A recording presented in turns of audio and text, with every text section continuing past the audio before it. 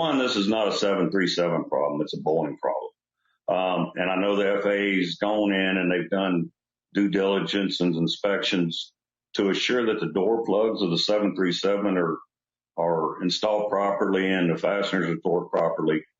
But my concern is what's the rest of the airplane? What's the rest of the condition of the airplane? And the reason my concern for that is back in 2012, Boeing started removing inspection operations off their jobs.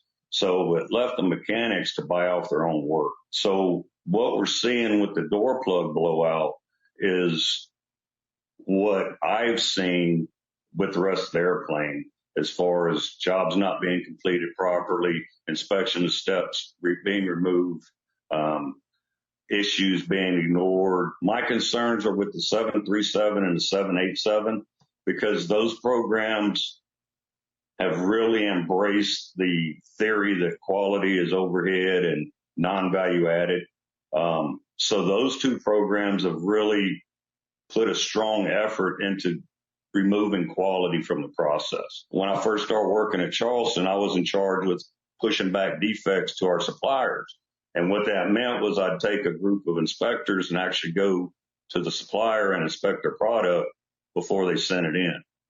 Well, I'd taken a team of 4 inspectors to Spirit Aerosystems to inspect the 41 section before they sent it to Charleston.